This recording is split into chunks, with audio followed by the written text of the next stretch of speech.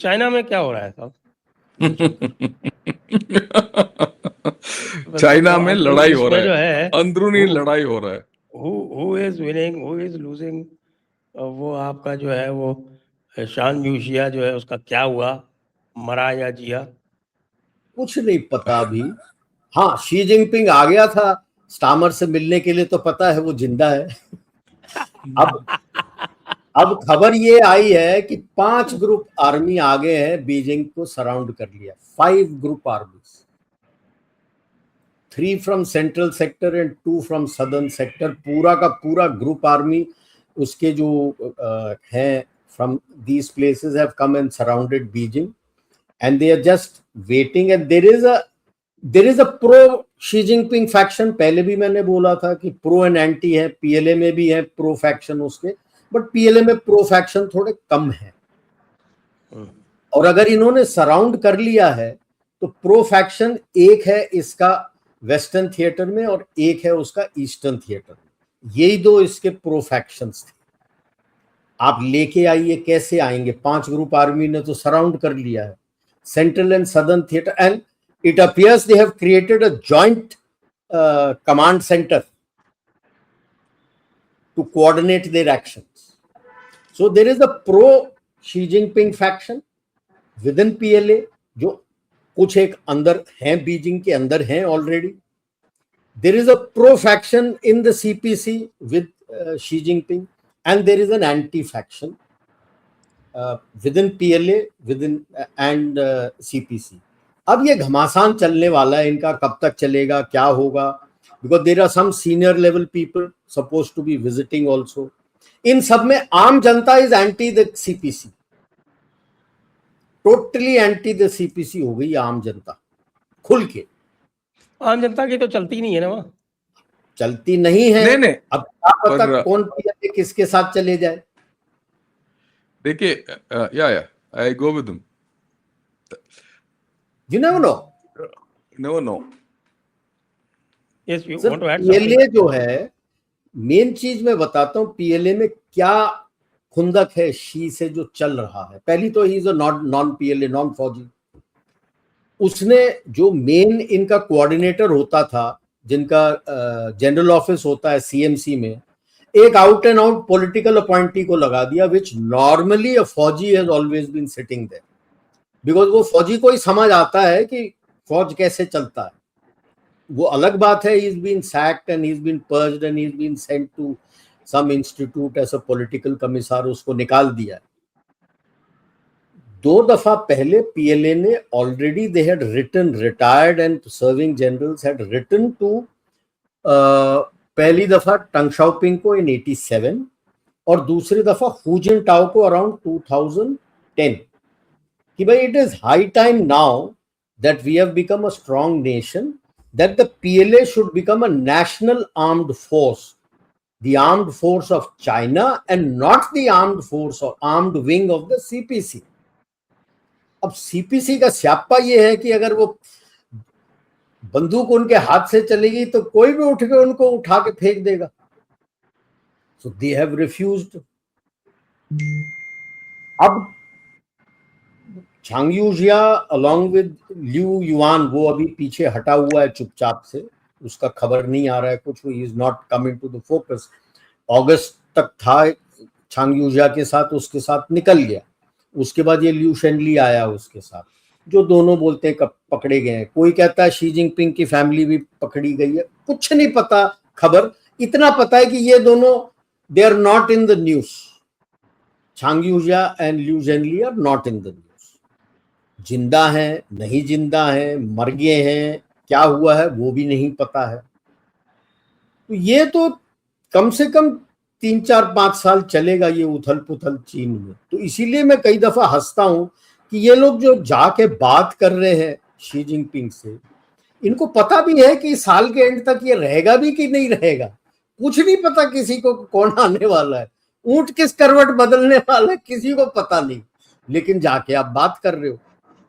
उनको भी मेरे ख्याल से झांसा दे रहे हो कि हम बात कर रहे हैं. क्यों? असली नजर इसीलिए सब आपके पास है क्योंकि वहां स्टेबिलिटी नहीं है, दूसरे तरफ भरोसा टूट चुका है. तो स्टेबिलिटी और भरोसा कहां पे दिख रहा है उनको? Bharat. That is why they are coming to India.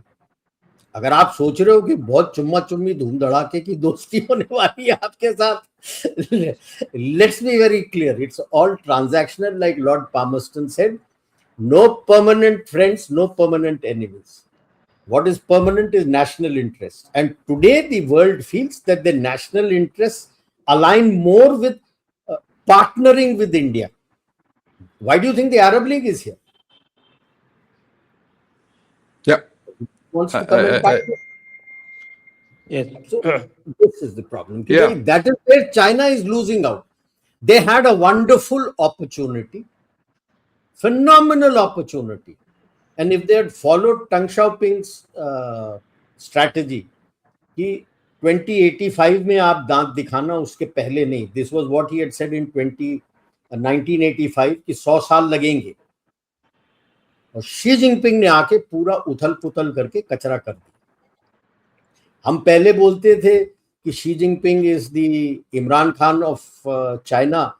Now I say Donald Trump is the Xi Jinping of USA. You know, let me put certain things in perspective. Whatever Rajiv has said. देखिए, ये जो हो रहा है, it's a power struggle fundamentally.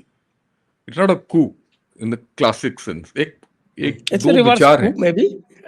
Power struggle है sir, क्योंकि Xi Jinping का health wise he is down. कब टैब हो जाए पता नहीं है, and that is why the power struggle. Power struggle. There's a power struggle within the Communist Party of China and their entire polity within PLA. और ये अगले 4-5 साल घटने वाला नहीं है. This will continue.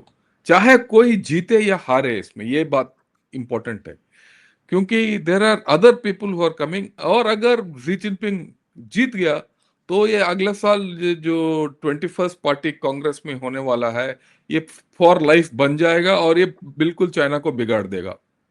So this is one, you know. और इसमें क्या है कि अगर आप देखेंगे, पूरा सेंट्रल मिलिट्री कमीशन नष्ट हो गया, इसने पूरा सैक कर दिया. इसके जो चेले हैं, जो standing committee of the politburo, उसमें बरकरार है. तो politically Xi Jinping is strong, but Zhang Youxia is strong militarily, क्योंकि उसका मान है, सम्मान है मिलिट्री के अंदर. ये किस तरीके से करवट लेगा, क्या होगा, ये देखने वाली बात है. It's not going to come out easily. But ये पहली बार हुआ है चाइना में? नहीं, ये माओ के साथ भी हुआ था. 2 बार हुआ था माओ के साथ ऐसे ही. एक पेंग दुहाई के साथ हुआ था, उसको पर्ज कर दिया. उसके बाद लिन बियाओ के साथ हुआ था. Lin Biao was Deng Xiaoping successor, right? और उसी ने माओ के अगेंस्ट कू किया था. फिर वो भाग गया था मंगोलिया में, उसका एयरक्राफ्ट क्रैश हो गया और मर गया वो. पर वो एक बड़ा असर हुआ था. उसके बाद ज़ैंग जियाओपिंग ने, नॉट ज़ैंग जियाओपिंग, माओ ने एक पूरा कल्चरल रेवोल्यूशन शुरू किया था लिन बियाओ के मरण के बाद. अभी आप आइए डेंग जियाओपिंग. डेंग जियाओपिंग के साथ भी हुआ है. डेंग जियाओपिंग के साथ टिएनअनमेन स्क्वायर में हुआ था. उस वक्त का जो प्राइम मिनिस्टर है Zhang Jiang, right, he went and sided with Tiananmen Square, जो स्टूडेंट्स के साथ साइड किया था. ज़ाओ जियांग, ज़ेन जियांग नहीं, ज़ाओ जियांग. और उसको हटाना पड़ा और उसको हाउस अरेस्ट में डाल के वो वहीं हाउस अरेस्ट में मर गया. और उसके बाद डेंग जियाओपिंग ने हुक्म दिया था स्टूडेंट्स के ऊपर गोली मारने के लिए, और उसमें 5-6 हजार लोग मर गए थे जो बाहर नहीं निकला. सो ये पूरा प्रेसिडेंस है जो चाइना में हो रहा है. ये होता रहता है, और जब भी ऐसे होता है 5-10 साल लगता है स्तर तक आने के लिए.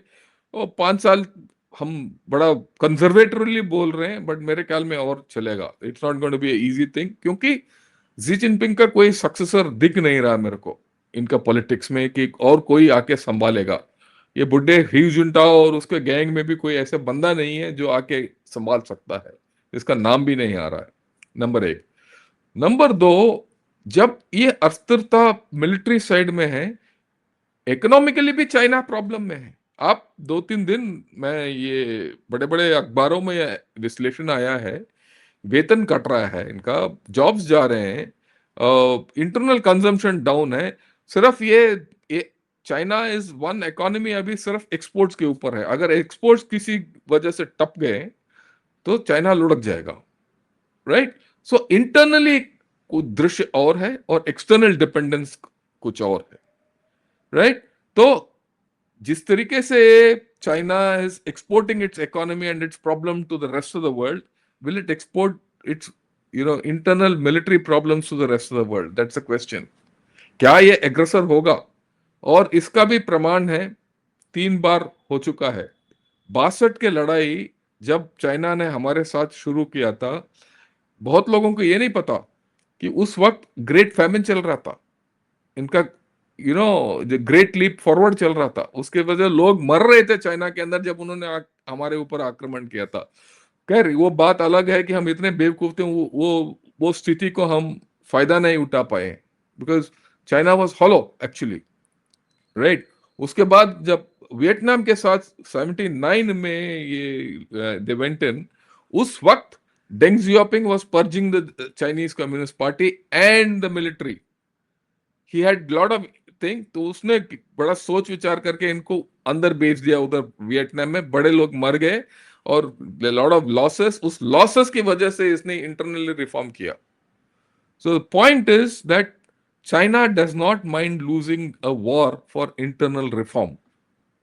They don't mind doing externalizing the conflict because of an internal problem. ये दोनों historical evidence है इसका। Same thing, around 70 or 69-70, China took up problem with USSR. उस वक्त भी Mao was carrying out a purge after the cultural revolution of generals. उस वक्त उसने चाइना यूएसएसआर के साथ शुरू किया था लड़ाई, अमूर, वो उस river, not Amur, what's that, या व्हाटएवर, जो यूएसएसआर और उसी river. So there is a clear history कि जब चाइना के अंदर कुछ प्रॉब्लम होता है, they externalize. Let me analyze this little further because this is important हमारे लिए। जो हालत है अभी, जिस तरीके से ये लड़ाई चल रहा है इनके बीच में, और मिलिट्री कैपेबिलिटी और मिलिट्री कमांड स्ट्रक्चर जो है चाइना का, वो बिगड़ गया कंप्लीटली। क्योंकि सेंट्रल मिलिट्री कमीशन में जो ऑपरेशनली चला रहे थे वो तो ज़ैंग यूक्जिया और लीव जनली, और वो दोनों आउट है या जो भी है। सो एज ए रिजल्ट जो सेंट्रल मिलिट्री कमीशन में एक ही बंदा है, वो पॉलिटिकल कमिश्नर है, जेंग जेमिन, और वो जी जिनपिंग। उसके साथ ये ताइवान नहीं जा सकते, ताइवान में लड़ाई आउट ऑफ क्वेश्चन है, राइट? तो फिर जाएंगे कहां अगर एक्सटर्नलाइज करना है? एक ही जगह है। हाँ, हो सकता है वो यूएस रशिया के साथ कुछ कर लें। अगर वो छोड़ दोगे तो आप कहां जा सकते हो? सिर्फ भारत के साथ कुछ कर सकते हो। लाइक आई सेड, उनको पता होगा कि भाई हम हारेंगे, हार से उनको डर नहीं है। हमारा विचित्र चीज है कि हमारे जो दुश्मन है हारने से मुकरते नहीं है। हार भी जाए तो पॉलिटिकली देखते हैं कि भाई हमारे इसमें फायदा क्या। देखिए पाकिस्तान के साथ क्या हुआ, वो हार गया और फिर भी वो फील्ड मार्शल बन गया उस हार के साथ, मिलिट्री डिफीट के साथ। तो वही कहानी यहां भी होगा। हार सकते हैं, लड़ाई छेड़ देंगे, हार जाएंगे, उस चक्कर में 4-5 और लोग का पर्च हो जाएगा, या जी जिनपिंग या और कोई ऊपर आ जाएगा। सो ये खतरा है हमारे लिए, right? What ever is happening in China is a difficult situation. ये जो चीज है हमारे, मेरे ख्याल में इन और थॉट प्रोसेस, जो एनालिसिस, ये बाहर निकल के नहीं आया। सिर्फ मिस्टर विजय गोखले जो हमारा जो फॉरेन सेक्रेटरी थे और चाइना में एम्बेसडर थे, उन्होंने एक आर्टिकल निकाला है कल। ही हैज मेंशन्ड दिस कि भाई this is a time, it's a नाजुक टाइम है हमारे लिए, and I agree with him 100%, right? We should not, ये it's one thing to say we are the centre of the world, ये वो, all that can get derailed in a skirmish with China, right? We don't need a battle. Very simply, we don't need what are the realistic chances? Yeah, इसका realistic chance क्या है skirmish का? we don't know. We don't know. I look upon it most likely as a border skirmish because, like I Borders said, come. the two theater commands who had leanings towards Xi Jinping are Eastern Theater Command and Western Theater Command. और अगर northern theatre command has been neutral, अभी वहां से troops ज्यादा आए नहीं है, एक आधा ग्रुप आर्मी कोई नहीं आया है वहां से. So if Xi Jinping has to call somebody to help him, they have to come from here, Western or Eastern or both. तो 2 और 3 5 उसके भी वो हो जाते हैं, क्योंकि टोटल 13 ग्रुप आर्मी में सेंट्रल में 3, ईस्टर्न में 3, नदर्न में 3. उसके बाद आपके सदर्न में 2 है, वेस्टर्न में 2 है. I think that is the reason why Xi Jinping is sending so much of feelers to us आपसे डील ट्रीटी करने के लिए, क्योंकि अगर उसको अभी तो लड़ाई छिड़ा नहीं है पूरी तरह से, छिड़ जाता है, उसको मदद चाहिए तो कौन आएगा? 3 ईस्टर्न थिएटर से और 2 यहां से, 5:5, और पलड़ा फिर भारी हो जाता है चैंपियन नदर्न थिएटर कमांडर का कि वो किस पर जाता है. He will become the deciding factor thereafter. So I think maybe some border skirmish and other things to keep you alive, keep your LOC incidents alive is more. My fear is more about the internal challenges that they will throw at you. Yeah, that is there. उसमें तो कोई दो राय नहीं है. But like he said, you have to keep. अभी तो ये हमारा assessment है. फौज में हम हर बात कहते हैं कि हम असेसमेंट बनाते हैं, एप्रिसिएशन करते हैं, 3 कोर्स निकालते हैं, दुश्मन तो चौथा या 5वां कोर्स लेके आ जाता है. अब वो हो सकता है कि वो बोले ईस्टर्न थिएटर को तू आजा, मेरे को डर भारत से है, तो वेस्टर्न थिएटर को बोले तू कुछ कर वहां पे अटेंशन डाइवर्ट करने के लिए, ताकि पीपल का अटेंशन वहां जाए. तो जब डूबता हुआ जो होता है उसको तिनके का सहारा होता है. But 100% internal challenges. He'll join with the US. US मदद लेगा, चाइना का, अपने पाकिस्तान का, ईस्ट पाकिस्तान 2.0 का, आपका चाइना भी चढ़ेगा उसके ऊपर, टर्की भी आएगा उनके साथ, क्योंकि टर्की को अभी डर लग गया है. तो उसको तो EU ने क्लियर बोल दिया कि उसका अभी एक कस्टम्स यूनियन है विद EU. वो सोच रहा था तो उसको मिलेगा chance to come into the Indian market. उन्होंने बोला थैंक यू, आपका माल कुछ नहीं आएगा, भारत का माल जो हमारे पास आता है वो आपके पास आएगा. अभी वो भी है, तो वो भी आपसे वैसे ही खफा है आपसे, तो वो भी आएगा. सो देयर आर, अभी that is why it is a turbulent phase, very turbulent phase. Yes, and correctly आपने बोला, एपिसेंटर हम हैं, सब तरफ से आपको चोट पहुंचाने आएंगे, क्योंकि अगर आप टूट गए तो जो नया, जैसे मैंने बोला था, वैश्विक व्यवस्था बन रहा है वो बनेगा नहीं.